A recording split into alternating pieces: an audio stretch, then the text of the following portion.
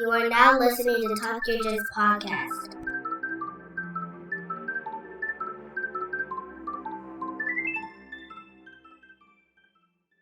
Hello and welcome to Talk Your Jits podcast. This podcast is, as the name implies, all about Jiu Jitsu. I'm your host, Lamar Smith, and today's guest is a two-stripe blue belt who trains at Titan Athletics located in Brewer, Maine.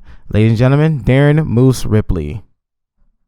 Hello, thanks for having me. Man, the pleasure is all mine. Yeah, pretty exciting opportunity. Awesome. Really exciting. Yeah, we're about to have some fun today. So yeah, if you want to thoroughly introduce yourself and everything else, and let's hear about your jiu-jitsu career.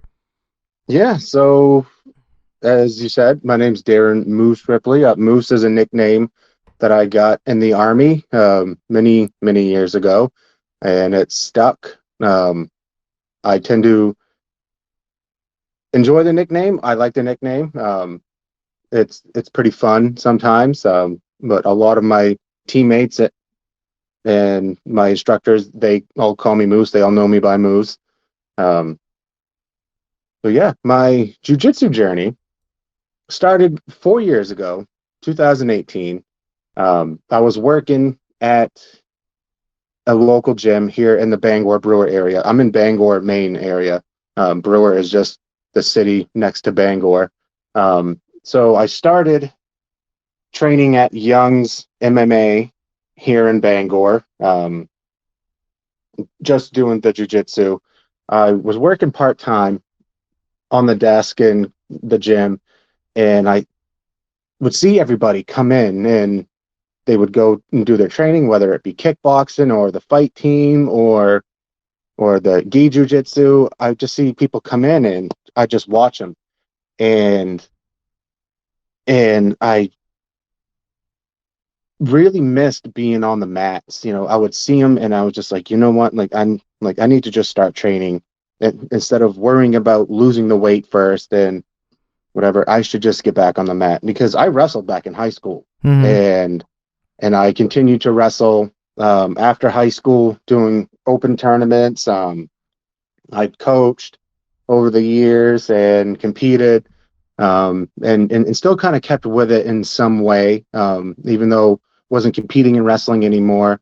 I would still be involved through coaching youth wrestling and high school wrestling and wrestling with our athletes. So I kind of stayed with it. So when I started jiu-jitsu, I would come in like towards the end of the class because I would still be working. Mm-hmm. So like when they would be rolling, then I would kind of jump in with the guys who were training, and the only thing I knew how to do was wrestle. Mm-hmm. So, so takedowns, keeping my hips back, staying in a dominant position. It worked very well, but I would just tire myself out holding these guys down. Mm-hmm. Because I didn't know anything. Like the only thing I knew how to do was take people down and pin them. Right. And jiu-jitsu, like you work off your back. So they were on their back, but I didn't know what to do. And eventually,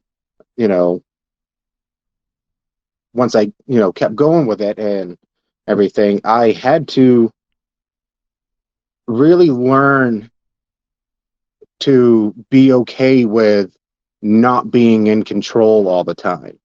Yeah. I had to work on a submission from the dominant position. And if I wasn't quick enough, I had to be okay with losing it and starting over from scratch or being on bottom and, giving up my position. Like I really had to humble myself, and it kind of sucked. But after a while, things became more fluid, and I was like, okay, like I'm progressing now, because before, where I wasn't allowing myself that, I guess, that opportunity to not be in a dominant position, I wasn't progressing. Mm-hmm. And then it just clicked in. And so I really started to progress with my submissions from top and bottom and transitions with everything. And at that time, like late 2018, early 2019, I was going through a lot of like very stressful personal stuff. Mm-hmm. And I really needed a positive outlet. I was 30, let's see, 2018, yeah, I was 34. Um, and I was like, I need a positive outlet to kind of help go through all this stuff. Mm-hmm. Because because I had a job and I had a kid, and I really needed to have a positive outlet that allowed me to still be a positive parent and positive person. Mm-hmm. Um, like whereas before, back in 2005, when I got back from Iraq, all we did was party. We drank, and then it went from drinking to have fun to drinking to self-medicate. Mm. And so it kind of went down that rabbit hole for a while and hit rock bottom with everything back in 2006. And, so I had to, like smarten up. And in my early 20s, I ended up going through this big breakup, and to kind of like cope with everything, to kind of deal with everything, I allowed my partying and drinking to kind of get out of control. Um, I'm not an alcoholic. Like I can have one or two and be fine, but I just allowed that to consume my free time. Like, oh, Mm-hmm. I'm going to go out and party. I'm going to do this. I'm just like, I can do whatever I want now. But I would show up to work late, because I'd been partying the night before, or I was still drunk. I'd show up to class hungover, not able to pay attention or stay awake. Oh man. And yeah, and it was okay. Like when I was in my 20s, like what wasn't okay? It just like really wasn't a big deal in my 20s because I really didn't have any children at that point. Yeah. But now at 34, when I was going through my stuff, I I was like, I can't do the same thing I did before. So I dove right into jujitsu, and what went from missing training and missing competing became therapy. Yes. Like it helped me get through so much. I would come in and train for an hour, 2 hours, and I would just, forget about everything. And jujitsu kind of allowed me to really stop and think about my next actions and think about how I'm going to react to something. It allowed me to really control my outburst of emotions, like anger or frustration. Yeah. It made me stop and think, okay, this upset me, or this is kind of, pissing me off. How am I going to react? Whereas Mm-hmm. before, like, I'm pissed off and I'm going to let everybody know about it. So it allowed me to like really control a lot of my emotions. And eventually, about the summer of 2019, when everything was final with, my divorce and stuff, I got to a point, I'm like, I'm over it. I'm not bothered by it. I'm not, you know, like having my feelings and thoughts consumed by the whole situation that had gone on, Mm-hmm. because I had this outlet and I had a positive environment with really great people, like really great teammates. There were a couple friends of mine who were, my ear, when I was going through stuff. And I don't know if they're going to hear this or not, but I do want to give them a shout out. My buddy Jimmy Jackson, he's a fighter for Young's MMA, and Glory Watson, she's also a fighter for Young's MMA. At the time, they were, really two of the people that allowed me to just kind of vent to with everything. So they were really great friends and really great teammates. So Yeah. and then And then, like once I realized, I'm like, oh, hey, I'm getting really good at this and I want to keep going with it and not just do it as a hobby. Like I wanted to compete. Yeah. And, the first competition humbled me a lot. I was, it Oh was, yeah. oh man, it was brutal, because I was a white belt. It was my first tournament, but like I wasn't like your typical brand new white belt. I had many years of like wrestling and coaching behind me. So I wasn't spazzy. Like I knew what I was doing. But I've been doing this for like 3-4 months at this point, Mm-hmm. leading up to the tournament. And and and my teammates were like, "Oh, you're gonna do great. You're gonna do awesome. Like you have you wrestling as a really good base, and so I allowed my head to get big. So Mm. so driving the 3.5 hours down to this tournament, the whole time I'm just imagining myself top of the podium, hand raised, gold medal, I already had the shit won before I even went in. Right. And nope, nope, not at all. I lost to my teammate in the first round. Like we went one, what was it, like 6 minute round, 7 minute round, whatever it was, for the good fight. Um, did one round and we ended up, I think, going to like 4 overtimes. I lost in the fourth overtime to an armbar. And then my next match was like quite literally, 3 minutes later, Uh-huh. and I just got smoked.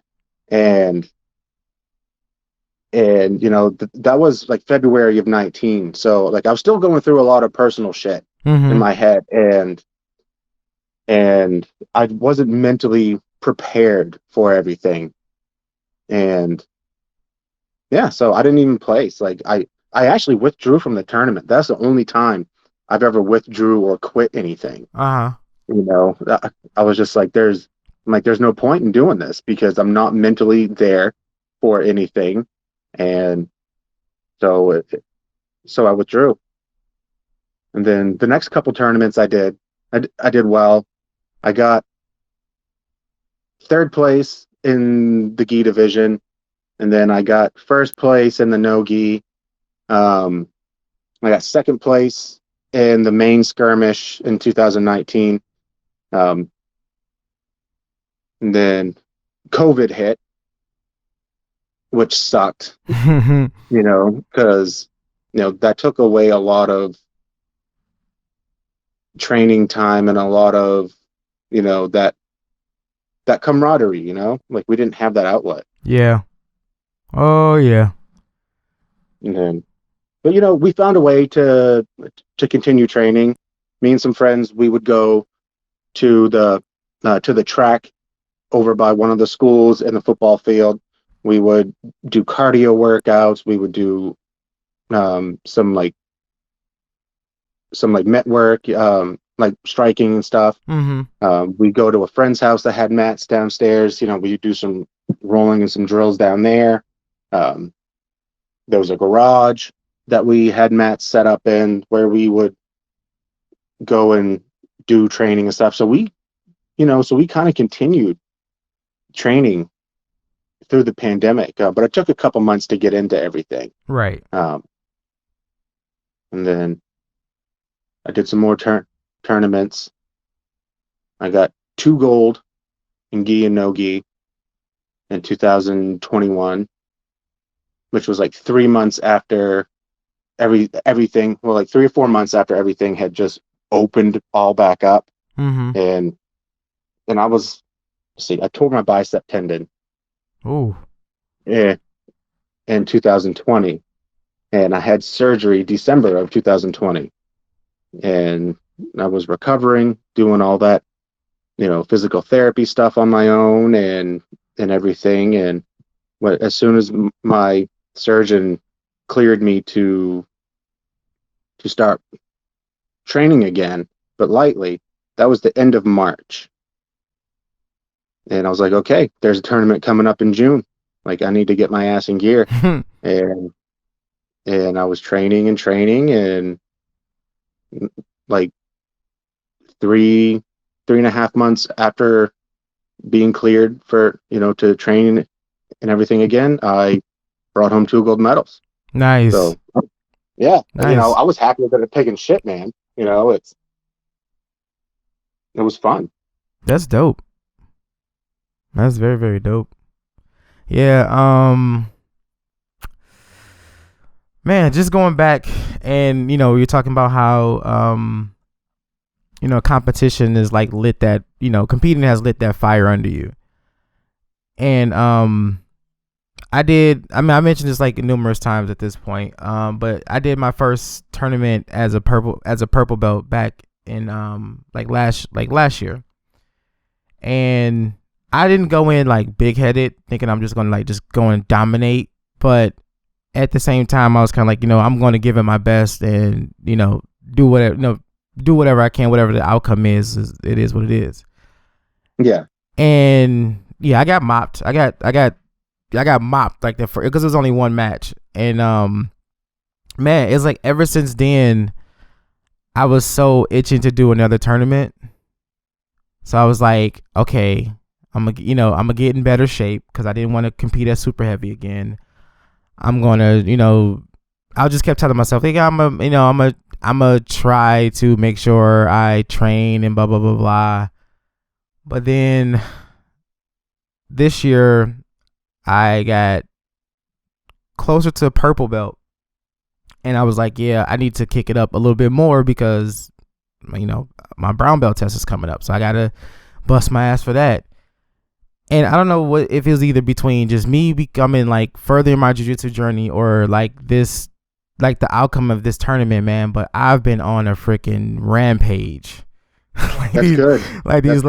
These last few months, man. And there's a tournament in January that I'm trying to sign up for, and I went from training like 2 days a week, 3 days a week, so on and so forth, to now, dude, I'm at the gym 3-4 days a week. I'm training 2-3 days a week.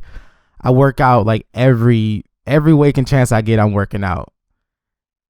But yeah, but it's all because of jiu-jitsu, man, because I want to be better at jiu-jitsu and I want to take jiu-jitsu as far as I possibly can, man. So it's like I'm giving it everything I got at this point. Yeah, so like that whole going into the tournament, like not trying to be big headed. Mm-hmm. I've done that twice in my life. The first time, was my senior year, 2003 state championships wrestling.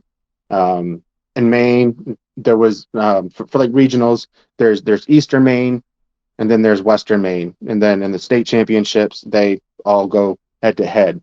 So in Eastern Maine, in the 215 weight class, I was second place. Like I got second place in regionals. My buddy James McPhee got first, and we went into the state championships, and I'm like, I've got this. Like I lost my second match to the returning state champion from Western Maine, but I won my first match against the fourth place guy from Darren, some other school in Maine. So I'm in the semi consolation round, and I'm like, I've got this. This ain't no big deal, I've got this. I was number 2 all year. I went 15-4, Mm-hmm. and the guy I was competing against was a really heavy set 215, but I went in and I already had the shit won before I even stepped foot on the mat. So I didn't wrestle as hard as I should have, Mm-hmm. or as good as I should have. And I lost. And then I was out for the tournament. I didn't even place my senior year in states. And man, I was heartbroken. Like I was like, that shit has haunted me for years. Mm-hmm. For years. And then like even to the point where was it like 4 years later when I moved back home and I was coaching my high school team, I took a couple wrestlers to the state championships, and it was held at the same facility the Augusta Civic Center down in Augusta, Maine. And the night before, we went in to get a little bit of mat time in and whatnot. As soon as I stepped into the arena and stepped on the mats, like everything just came back, and I was like, man, I don't want to be here. I was like, I don't want to be here at all. Like it's like horrible. Those flashbacks. Yeah, and then the second time I got too big was that tournament where I just, that first tournament. And so I've really learned to stay humble through everything, like even in training. Mm-hmm. Like there's some nights where I'm fucking on fire, but I'm just like, you know what? Like everything's clicking really well tonight. It's not because I'm better than everybody. It's just, like I was just on. So like I really try to be humble because, there's always somebody out there that's better than you. Yeah. And there's nothing more embarrassing than bragging yourself up or talking shit and then someone coming along and knocking you down a peg or two. Right. So I try to just be real cool about things and whatnot. Like in that tournament, that first tournament I did after my surgery and everything, I went down with a couple teammates and they were in different divisions and stuff. And one of them, well, they were all like all three of them were like, "Oh man, you're gonna do great. You're gonna go in there and kick ass. You're gonna do fucking awesome." I'm like, stop. Just gonna go in there and just wrestle. I'm just gonna go in there and just roll. As soon as that whistle blows, I'm gonna do what I do in training and whatever happens happens. Right. And I did. Like I just went in there and I let everything happen and I won all 4 matches and I brought home 2 gold medals. So that's awesome. Yeah, like I've always been a humble person. Like I've never been a braggy type guy. And even now, like I've been working my ass off these last few months and I've noticed like the significant growth I've had in like the last 2 months. But that's mainly because of my, my training partners and my instructor that's been really like calling me out on some stuff and making sure that I'm doing things right. And now it's like, yeah, dude, you're getting crazy out there. Like you're becoming a killer. And it's like, yeah, okay. I still kind of don't believe it because obviously with me rolling, I'm very, very judgmental of myself. And I can work a technique blindfolded at this point. How to set it up, how to get to it, how to finish it, and everything else. And I still have moments where it's like, I'm about to fuck this up. This is about to be bad. I shouldn't go for this. And knowing that I'm setting it up perfectly, everything is just like falling into play. And it's like, I don't think this is right. I shouldn't do it. Like, no. And then I end up second guessing myself, and then the roll goes a little bit goes longer than I wanted to. But yeah. But these last couple times where it was just like, you know what? I was like, I'm just gonna go. Forget it. Just go for it. And man, just the significant changes has been from just that little tweak, like that little mental tweak where I was like, dude, just go for it. Just go for Hail Marys and everything else, and whatever happens, you know how to deal with it. So yeah. And I've been there too, like where, like I'll get something, like I'll get a Kimura position and stuff, and like something will happen, and I'll just kind of like hold on and just like start thinking about something, and before I know it, they've kind of countered it, and instead of just letting the goddamn thing go, and like still having a hope to work something else or to stay in guard and control them. Sometimes, like, I don't know, I just hold on and then I'm like, oh shit, I should have just let this go. Mm-hmm. Like, I don't know. It's like sometimes I could be stubborn. I'm like, I'm going to fucking hold on to this. And then just hold on to it and hold on to it. And I'm like, nope, I've lost my position, and now I'm being Kimura'd. Just Right. I've fell into that so many times where it's like I think I have something. And the times I don't doubt myself is when the times I don't have shit. So, yeah, when I know I'm setting up a good X choke or a good Kimura, I'll be like, I don't have it. I don't have this. But when I do some goofy shit, like, yeah, I got it. Like, no, you don't. You do not have this triangle, man. And now you're getting smashed. And yeah, now we're in a whole nother fight. yeah. Like I don't even go for the triangle that often because in my opinion, it's one of those things where everyone learns coming in. Like you learn how to do it, you learn how to set it up, finish it. Um, you learn how to counter it and or prevent it. So it's like one of those things where a lot of people, you know, they see it being telegraphed, and so I don't go for the triangle all that much. Um, Especially from the guard, like the bottom position. I really try not to do that so much. Um, I try more for Kimuras or sweeps or playing half guard, that type of thing. Mm-hmm. Really trying to work on my weak areas, which is really like on my back and my half guard. Because doing tournaments and everything, competing against other people that aren't my teammates, like you really have to be well rounded. Yeah. Because you get into this rut of training with your teammates and everything, and how everybody rolls, everybody's style, Mm-hmm. and so sometimes it's just kind of going through the motions, and then you get into a tournament and you're going against somebody you've never met before, that you've never rolled against before. You don't know what their skill level is. Just because the other guy's a blue belt like you don't know if he wrestled Division 1 in college. Yeah. You don't know. Yeah. So you really have to turn it up in competitions and kind of have a well-rounded game. Mm-hmm. And I totally agree.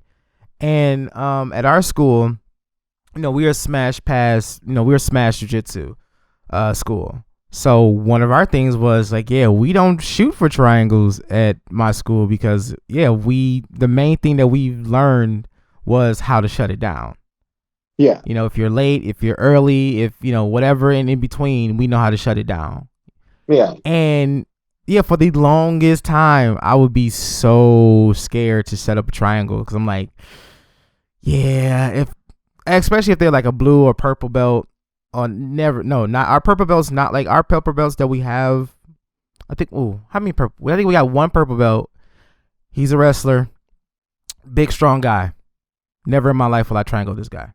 Never. Nope. I think I tried maybe once, and we were just joking around, and I was like, yeah, that was the dumbest thing I've ever done in my life. Never again. But, you get that top pressure on you, man. Yeah. I mean, it's like our instructor is a big guy, so when we do triangle defenses and smash passes and stuff, I'm usually the uki, so I'm used to it, but it's still so fucking uncomfortable when it's like, in a demonstration, yeah, it's kind of slower, it's not as intense, but during a roll, they're putting all the weight down, so it's like, not doing that. I don't play, especially don't play inverted. I do not play inverted. For one, I'm not that flexible and I'm not that fast to play inverted, but yeah, just for that reason alone, because we are a smash style school, and it's like every time I think of stuff like that, I'm like, yeah, I don't want to get crushed. Yeah, I'm not in a crush mood today. Yeah, and I definitely feel that sentiment because there's a few guys that we train with that are pretty heavy set, and I'm 240. I've kind of been bulking the last couple months, with weightlifting and stuff too. I've competed at light heavyweight a couple times, like 210, 206. But it's so hard to maintain that all the fucking time. And I'm just like, you know what? I'm just gonna like not really be so strict with shit. Like I'm still gonna eat well and take care of myself, but trying to be 210 or below, being 6 feet tall, I can't do it. So, so I was at 220 for quite a while, and then, and I was lifting and everything. So I still had some good size, for 220, still good cardio and speed and everything. But the last few months, like where I haven't been training so much now because of my back injuries from Iraq, I've continued to lift, but also, not be so restrictive with my diet, and it's paid off. I've gotten stronger, I've gotten the size, and it's to the point now where, where some guys will try to throw the triangle on and they can't get their legs around because I've gotten wider. Thank God, but there's, like some guys that are my size and a little bit bigger that I've tried that whole triangle or like holding the guard and they would just smash the shit out of me, and just so much weight and pressure. I'm like, nope, like I'll break my own guard and just hope that when they land inside control, it doesn't hurt so damn much. Yeah, I know, right? It just takes the life out of you.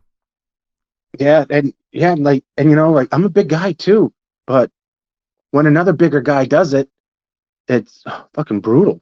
Yeah, because at that point you're fighting your weight, their weight, and gravity. Yeah.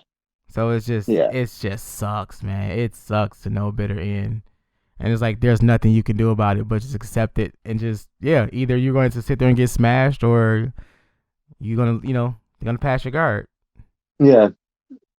And I'll gladly take the latter. Yeah, it's like, oh shit, you know what? It's like, do I have my will and everything taken care of? Do I have all my affairs in order? So, make sure my browser history is cleared before this is over. Yeah, exactly. It's like, you know what? Just factory reset my phone. We'll be okay. Don't worry about it. I know, right? Yeah, I've grappled with there's this guy, Michael DeVito. He used to play for the Jets and the Chiefs and everything. This fucking huge football player. He was like 280, and I was 210 at the time, and we were the two biggest guys in class. So we're paired up, and like we're doing like wall drills and stuff and pummeling and all this other shit, and I'm trying to move this 280-pound football player, off of me so I can get off the wall. And then like I would just move him a little bit, and then I'm like, okay, I can work something, and then he just puts me right back against the wall. And I'm telling you, man, it sucked. It sucks. It sucked. It sucks. There's been very few roles in my journey with wrestling and jiu-jitsu where I've just been like, holy shit, just this fucking sucks, and Mike DeVito was like one of them. It was just brutal. Yeah, it man, I know the feeling with the two guys that we have in our gym who are really big guys, very, very strong guys, and they're both our wrestlers. And it's the most frustrating thing in the world rolling with these guys, especially when it's like, okay, I have top position. I know what I can do here. But just trying to fight their strength alone is just like so damn brutal. Yeah, and they know how to scramble, they know how to scramble. And that was like one of the things with me coming in was I knew how to scramble. Like I wasn't spazzy, but I could sit there and scramble and from one position to another. And in my gym now, we have quite a few wrestlers that have joined our gym, and I love it. Like I love when we get wrestlers coming in because it's like, oh, I can work, stand up, like I can work my takedowns and stuff. Like, I don't know how your gym is, but I know a lot of jujitsu gyms, um, they don't really spend a lot of time focusing on takedowns. Um, so so they either start on their knees or they start, on your butt, like guard or whatever it is, they always start down. And I don't like starting down because I've always had the mindset, you know, we're going to start up and you have to try to take me down. If you want to beat me, you have to try to take me down, and vice versa. Like that way, when I work a takedown and I get the takedown, we're coming down and I'm already in a dominant position, either from the side or whatever, like that takedown. So when you get wrestlers coming in, I'm like, fuck yeah, let's go. We're standing up and we'll work takedowns and everything else. Like, I've got bad knees, so I don't shoot legs anymore. But you know, but these guys, like they'll work perfect leg shots because they drilled it for so many damn years. Yeah, so I would say they drilled it for so long. Yeah. Yeah, and it's great, to have those wrestling scrambles and like with my style, like I've kind of like I had somebody point this out a couple years ago. Like I have a catch wrestling style, and I was like, huh, okay. Like I didn't think anything of it. I'm just coming in and training and whatever it is, but I use a lot of wrestling moves for transitions, like cradles, either far side or near side cradles, or like if somebody has me in half guard, I'll shut the half guard down. I'll work a cradle so I can pass their leg and get my leg out and come out to the side and then do whatever. So it works for me, and that's like really my style. So like tomorrow, down in Saco, Maine, which is by Portland, Neil Melanson is holding a seminar, and Neil is, very catch wrestling based. That's his style, and he's a big guy too. And I've been a fan of Neil for, since I started, because a lot of his stuff works for me. Because I'm big too and everything. So I'm going to be going down and doing a Neil Melanson seminar tomorrow, which I think will be very beneficial for me. Yeah, it sounds like it. Because our school is like I said, our instructor is a big guy, so we do a lot of what we call big man jiu-jitsu. So it's a lot of pressure, a lot of pressure passing, a lot of just top pressure and everything else. So it's definitely been fun learning that way and learning this style of jiu-jitsu, because it kind of, to me, I feel like it helps me when it comes to any other type of jiu-jitsu, because I'm so used to being under pressure the entire roll. If I'm rolling with someone who's bigger than me or a lot smaller than me, if they're not applying the right pressure, you give me a lot more time to think. Yeah. So, and that's like I really like came into that probably at brown belt, and that's why I'm like now that's why I'm so eager to do a tournament now, because I'm like, okay, I got a little bit more knowledge. I'm a little bit more aware of what to expect and what's going on. I'm ready to try this again and see what happens. Yeah, I think that the pressure game is really something that has to be like learned and kind of like honed, because when I started, like my pressure when I started was very different than what it is now. Um, like I've gotten into position, like one of my favorite positions is like Kesa from like side control, and it comes naturally because of like like a head and arm pin, from wrestling.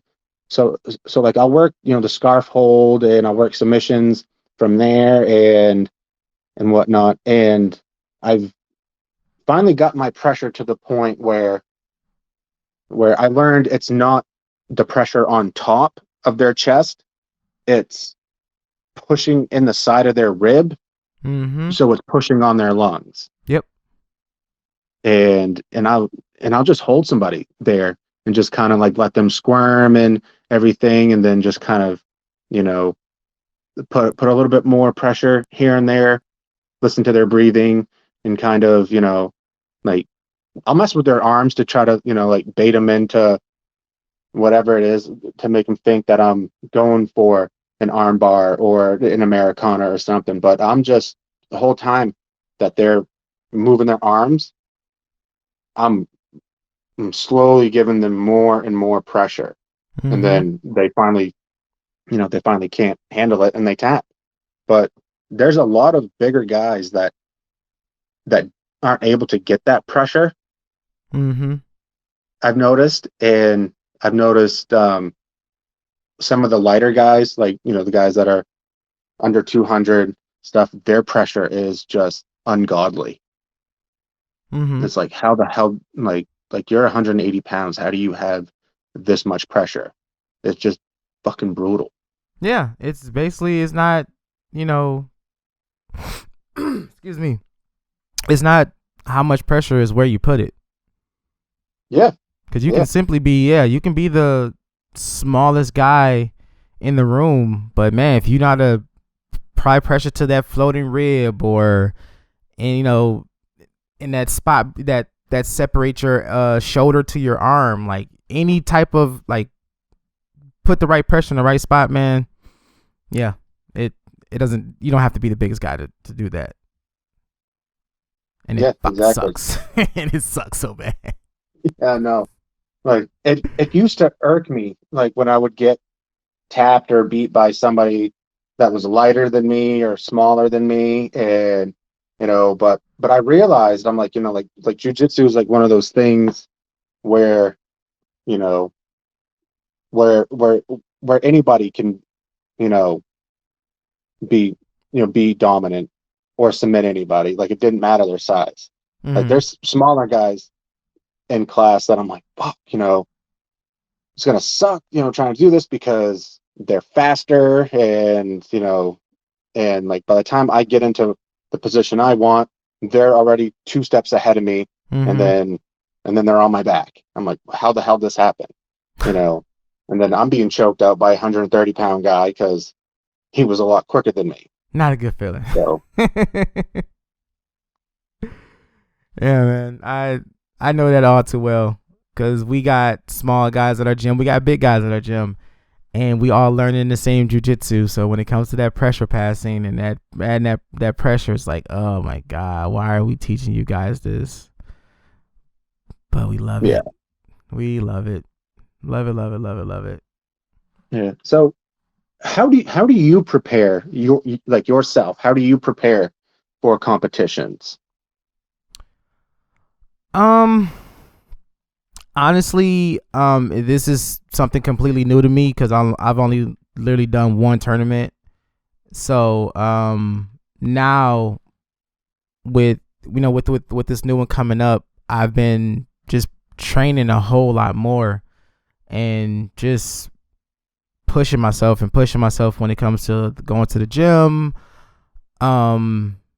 studying techniques. I probably watch a good maybe like 8 hours of jiu-jitsu videos a day, just scrolling through Instagram and social media, just watching techniques over and over and over and over and over again, until like I'm mentally drilling them in my head, and then I'll, you know, attempt it in class. And that's the only way that's one way I found out I can, you know, how I get better, is just diving head first into it, like to moves and techniques, and like, okay, if it doesn't work that way, all right, let's try again.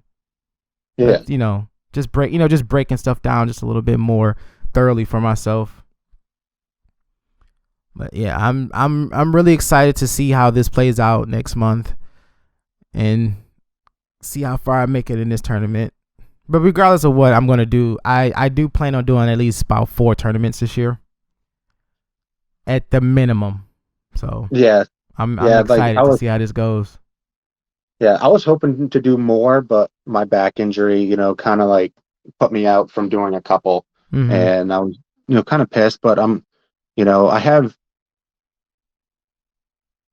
I have herniated discs, and as much as I wanted to compete and whatever, I really had to like step back and like, okay, I need to make sure my back is fine, everything is kind of like baseline or whatever, because the disc do push on my nerves.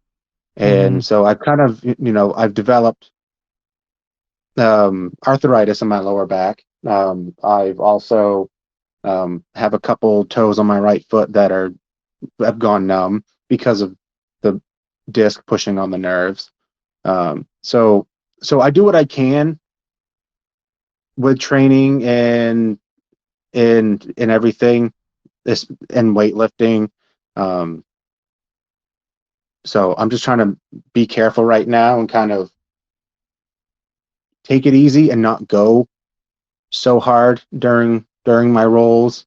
Um, Mm-hmm. I need to make sure that I can walk on both legs. Right. I'm 38, man. Like I'm trying to hang in there with all these 20-something-year-olds, that and these young guys that come in, try to hang in there, and especially with tournaments, because I want to go as far as I can with this, and I want to keep bringing home gold medals. I want to keep, you know, you know, keep getting my hand raised and doing well. Because I think honestly, if you don't compete, then how do you ever know if your jujitsu will work in a real life situation? Yeah. You know, and uh, I'm not talking about a bar fight or whatever. Like I'm talking about like a self defense situation where you can't get away from, or someone comes in your home or something. You know, how do you know how you're going to react? Because in that situation, like a competition, your heart rate's elevated, your adrenaline's going, you're going against somebody that you don't know. You don't know Mm-hmm. what they know. You don't know how strong they are. You don't know if they're going into this tournament to be malicious and break people's arms on Kimuras. Like you don't know. You So don't. there's all these variables, and so like everything's elevated. And if you aren't in those situations, then how do you know how you will react? Right.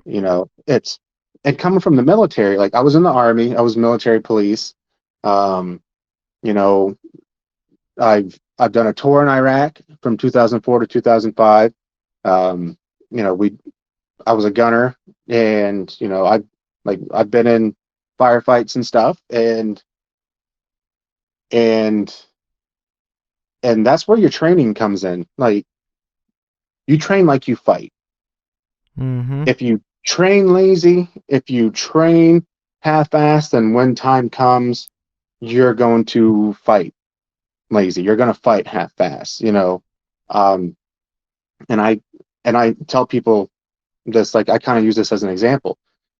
It's like, well, if you have a toy gun, you know, even though it's a toy gun, a Nerf gun or whatever, you always want to still practice trigger awareness. You want to keep your finger off the trigger, because bad habits with fake guns is going to be bad habits with real guns. Mm-hmm. So you always want to train like you fight. Right. Now in training in class, you don't always have to go balls to the wall 100%, because truthfully, like your body is going to wear down. Yep. But train like you fight. It's like, okay, this, like, we're gonna talk with your training partner, but like, hey, can we go a little bit more intense on this? On this roll, instead of 50%, we go 80%. Make it faster. Like make it whatever. More aggressive. You Yeah. can be aggressive without being malicious. Exactly. So like it, yeah. So like, if you compete and you do well, then it's like, okay, like I can do this in a real life situation. Mm-hmm. And even if you don't do well, it's not saying, well, if somebody breaks into my house, I'm not going to be able to do shit because I got third place. Like, it doesn't, like, I don't want people to, like, think that because, just because you got third place out of three guys, that doesn't mean you won't be able to defend yourself you know, out of something if somebody breaks into your house. Right. Yeah. But in our school, we do practice takedowns a lot. Takedowns, break falls, self defense is a huge thing in our school. That's actually a part of our test requirements. You have to be able to defend yourself against an attacker who's throwing punches and kicks. And once you get to purple, brown, and black, you have a series of one-on-ones. Like, you have to defend yourself against someone in your guard, on top of you, have your back while you're in turtle, inside control. That's for every test that we do. You have a one-on-one portion for your blue belt test. Purple, brown, and black, we have 2-on-1s.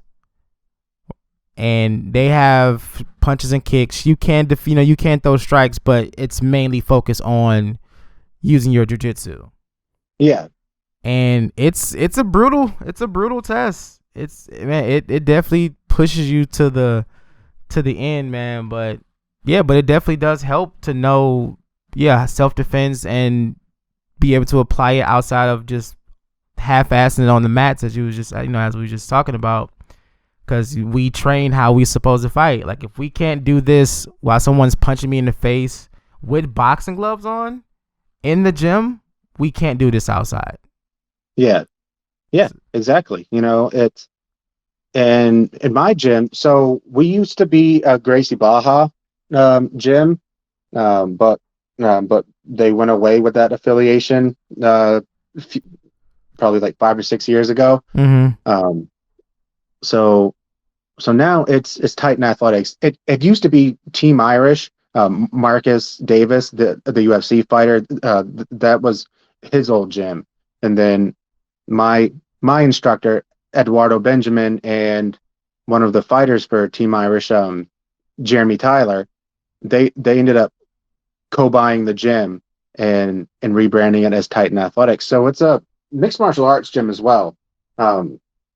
We have gi jiu-jitsu and no gi jiu-jitsu, and there's also MMA conditioning. There's MMA striking, and then there's MMA grappling. We have fighters out of our gym. We have a cage and everything set up. We also have boxing that's taught by a police officer from Brewer, which is just over the bridge from me. His name's Levi Sewell. It's Thunder Pig Boxing.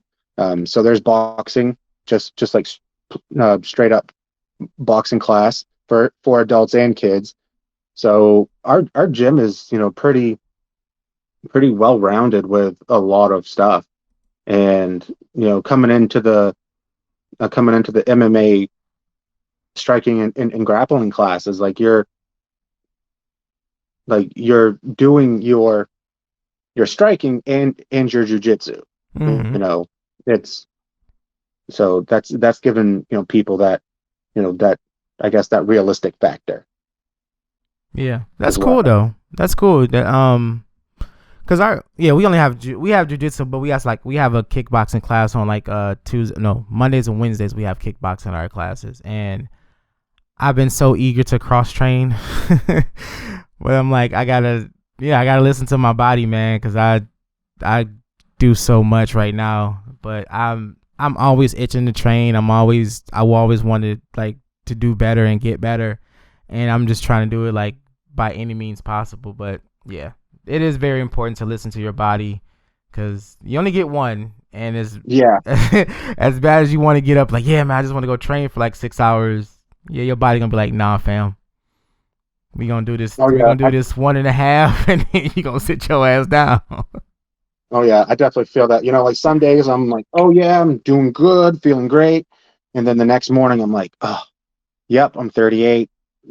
Like I didn't feel 38 yesterday on the mat. Like there's just some days where I forget how old I am and like the mileage that I put on my body Yeah, I know, through right? wrestling and through the military and through everything over the years. Like, oh, it's like, oh no, I need a hot shower, or I need, a good long stretch, like, or my inversion table that I have over here. It's like one of those things. It's like, yeah, really got to take it easy. Yeah. Like, I don't know, I never got into the striking.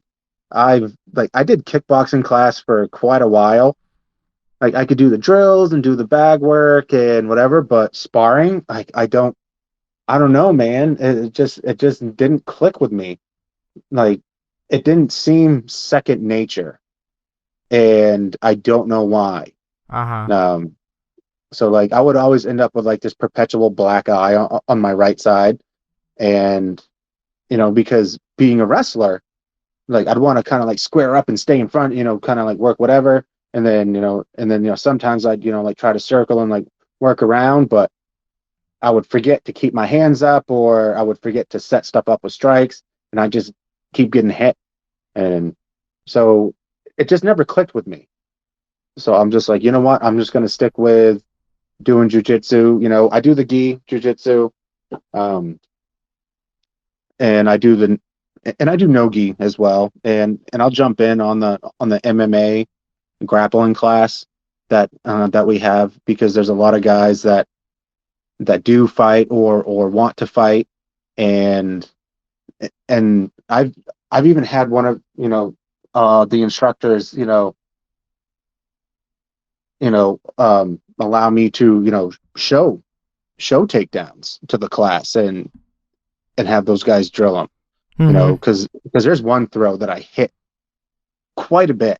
I fucking love it, and it's a wrestling throw. It basically like overhook and underhook, and just kind of like work that throw, and I fucking love that takedown. And so like one class, after the first two takedowns that our instructor showed, he's like, I'll have Moose,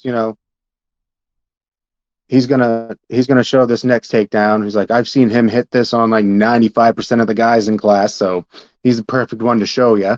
And and and just trying to tell the guys, it's like, don't rush this shit. Like takedowns are very technical. Like you gotta, it's body position and momentum. Mm-hmm. Yeah, we always say position before submission. Yeah, and with takedowns, especially throws, if your hips are not lower than your opponent's, you're gonna muscle something and you're gonna fuck something up. Yep. Like your hips need to be lower than your opponent's, and Has that, to be. like with throws and everything, especially with like a head and arm takedown. Like I've seen people come in standing straight up, try to do the takedown, and it doesn't work because they're not getting their hips all the way through. They're not getting their hips underneath their opponent's hips. Like when I teach that takedown, I'm like, come in, fucking put your bicep across their neck, and when you step through, put your left hip on their right hip. Like you want to make sure that they are almost like, you almost look like a T. And then all you do is just turn your hips a little bit, and boom, they're on the ground. It's really not a lot of strength. It's speed and technique that's going to get that takedown. Right. And I think because I think about that too as being an assistant instructor, and just trying to figure out what, how to, properly teach people techniques the safe way, and, to be efficient with it. But I think it's a lot of times we get those students that want to do it, but they can't because they're so afraid of hurting somebody else or hurting themselves.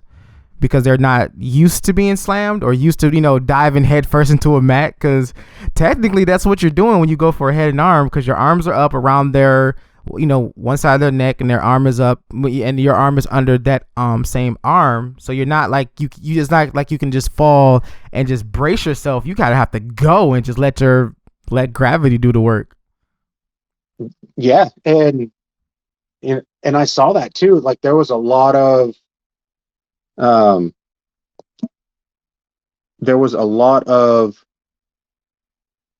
like hesitation there with a lot of the guys, working the takedowns. And I get it, they can be very discouraging, especially if you've just done jiu-jitsu and you don't start off with a lot of takedowns. But I tell them, I'm like, if you want to keep from being injured, or your opponent or your teammate from being injured, like your training partner, do it slow. Go through the motions, break it down. 1, 2, 3, 4, work the position a couple times before getting the takedown. Mm-hmm. Like do it slow. Like if I had a class where I taught, where it was just me teaching and I was doing takedowns, like, okay, we're going to work on one takedown today. And we're going to drill it. The first 20 minutes, we're going to work on position, the setup and position and getting there. And then the next 20 minutes, we're going to work through those same steps. And then we're going to work on, on the final, on that final step with the takedown. And then the next 20 minutes after that, it's doing everything in one fluid motion. You're still not going like combat speed. You're doing it to your comfort level, and just drilling it and drilling it and drilling it. And then the next class, drilling it again, because that's the thing is, drillers make killers. Oh, and if you want to be good at a takedown, drill it. Not every takedown is going to be for, like fit everybody. Like one takedown is not going to fit everybody. Different body types, different heights, different styles. Take what works for you and go with it. But drilling those takedowns, just constant drilling them. Like you don't have to learn all this fancy shit or learn 6 or 7 takedowns. Right. Just pick a couple that work for you and drill them.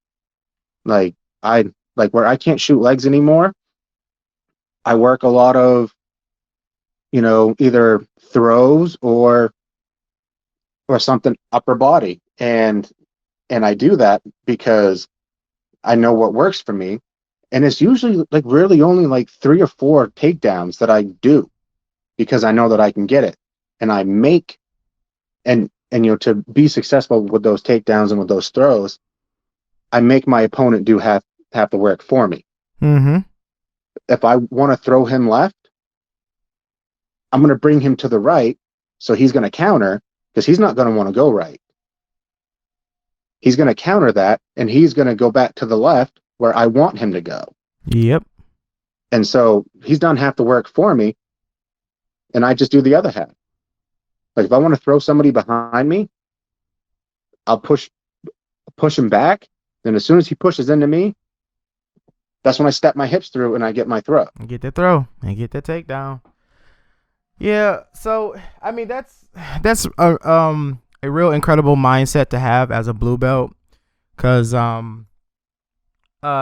talked about this before and, it's been drilled in my head from my instructor. And I tell everyone, even at my school and whoever listens to this, when it comes to jiu-jitsu, as a white belt, you're going to learn a million and one techniques.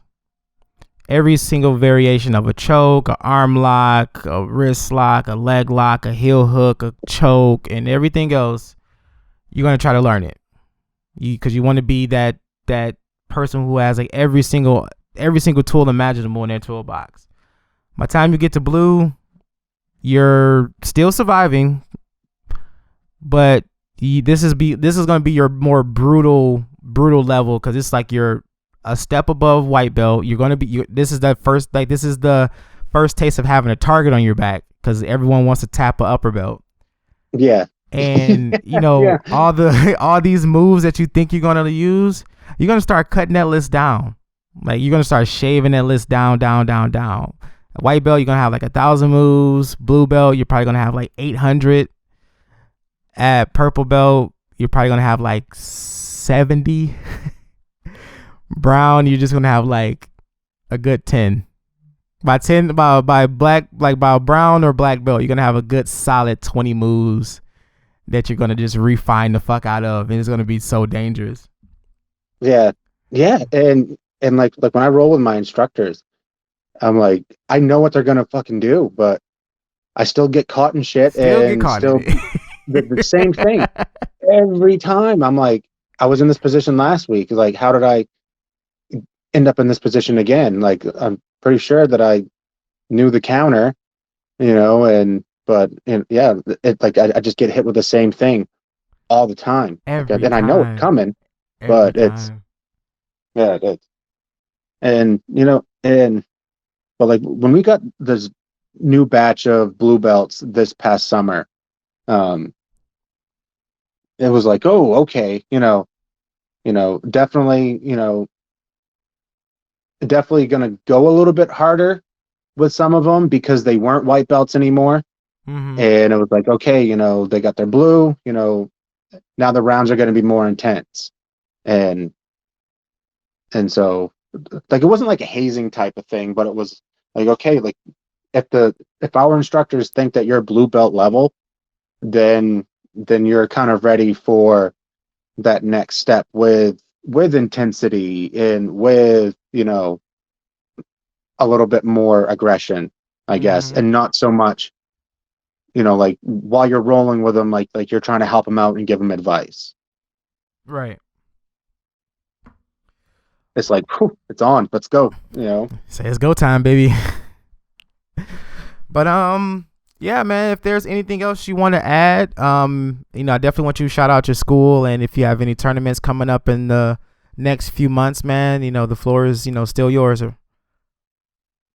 Yeah, so one of the things I want to touch on, and I've noticed this and I think it's the Fanatics group and I think another BJJ group I'm in on Facebook, people that have started Jiu Jitsu, they've gone from,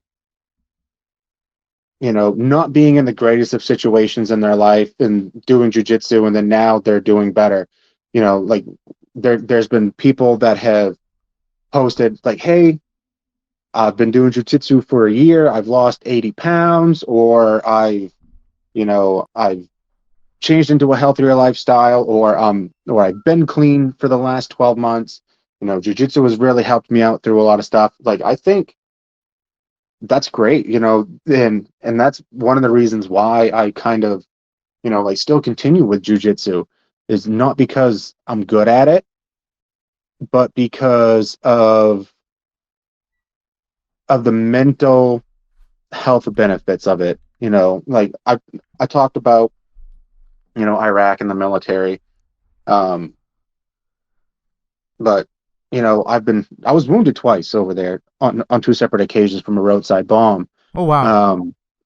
And being 19 and going through that, and seeing and doing some of the things that I did, that we did over there, it's kind of rough. It's kind of hard to like process everything. And I've been back since 2005, and still a lot of shit still feels like it's yesterday.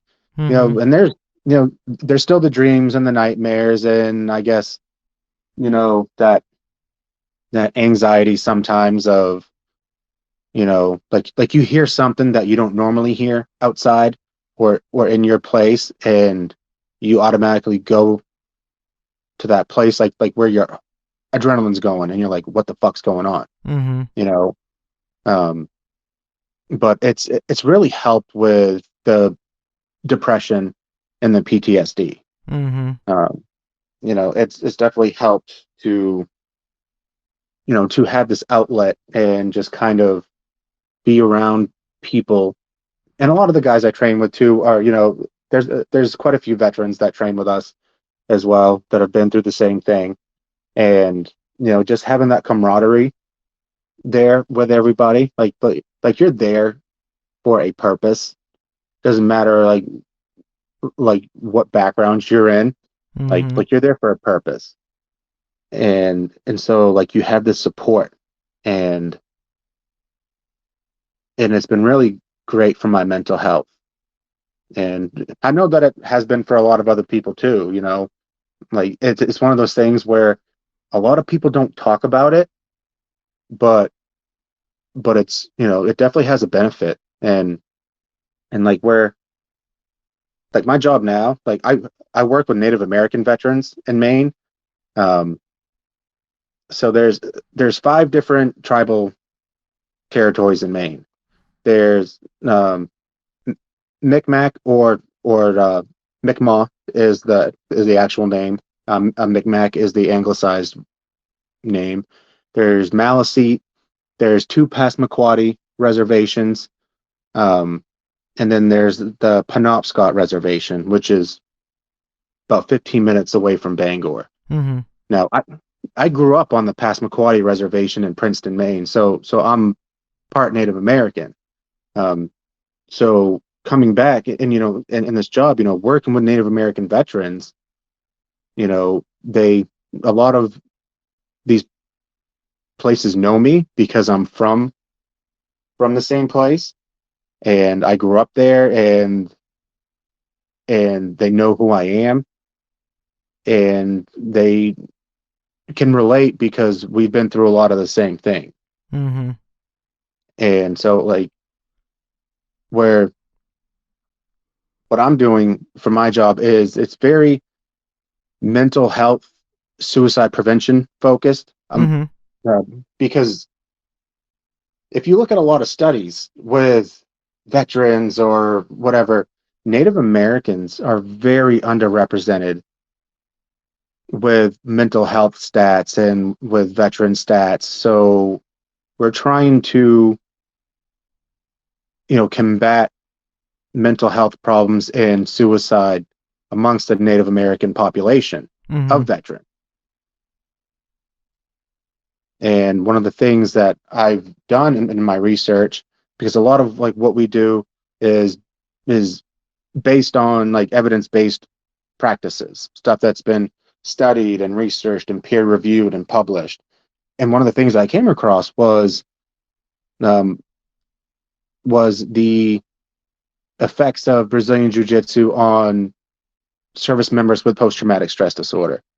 I can't remember who published the article or what the full actual name of the study was, but I went through it, and it followed this group of veterans from the beginning until I think like a year, like 2 years into their jiu-jitsu journey, and just watched their improvement with their lifestyle and their mental health and just everything that they were dealing with from post-traumatic stress. Mm-hmm.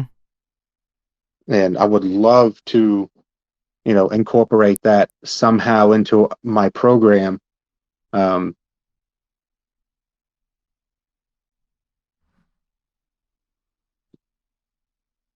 yeah, I mean, it's done wonders for my mental health, and I know that people listening, it's probably done wonders for them too. Yeah, and I'm a firm advocate for it. Mental health, dealing with it, dealing with depression, anxiety, and whatnot. It definitely has helped me personally when it came to jiu-jitsu, because I can be real about it. I've talked about it before, but dealing with bad depression, dealing with bad anxiety, dealing with suicidal thoughts and suicidal tendencies and everything in between. And I can honestly say, if it wasn't for God and jiu-jitsu, there ain't no telling where I would actually be right now. I probably wouldn't be having this conversation with you. But Yeah, so I'm definitely a huge advocate for mental health awareness, mental health stability, finding something to you know, get your focus on something else besides what's in your head. And I highly employ everybody to find something. If it's not just jujitsu, but find something to get your mind off of whatever it is. And I promise you, you will start to feel a whole lot more better. Yeah, definitely. And I'm glad that you're here with us, man. I think more people, especially men, need to be more open Mm-hmm. about, talking about mental health and dealing with it. Because if you just bottle things up and just let it fester and don't deal with it, it's just gonna keep bottling up, and eventually it's like this glass of water. Like once it gets to the top, it just doesn't, the glass doesn't keep growing. The water, Just overflows. yeah, Yeah. it overflows, and then so you have this overflow of emotions, and then whether they be anger or sadness or some some crisis state, like it needs to be dealt with. And I think as men, we need to be more open and talk about it. I've just like the last few years, I've been more open to talking about it because I'm, like I try to help people because I've served with guys who have been back, for years, and then they've committed suicide Mm. because of the shit that they saw.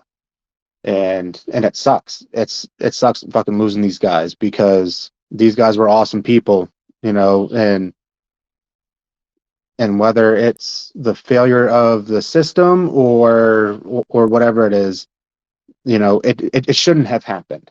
Right.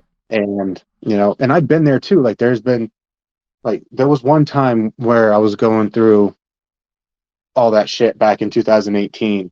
Like I took an extension cord, strung it up in my garage, and I was like, okay, it's there, like it was to the point where it's like I don't know what to fucking do. I can't handle all this, like I don't know what to do. And I've never been at that point before. Like I've drank and drove, I've done stupid stuff, to where it should have killed me, but it didn't, or you know, I've done stuff like that, but I've never actually taken the steps to like have to make a plan and have this thing ready for when I wanted to make that next step. Right. Yeah. And But I'm glad that you didn't. yeah, me too, man. Like me too. I couldn't do that to my son.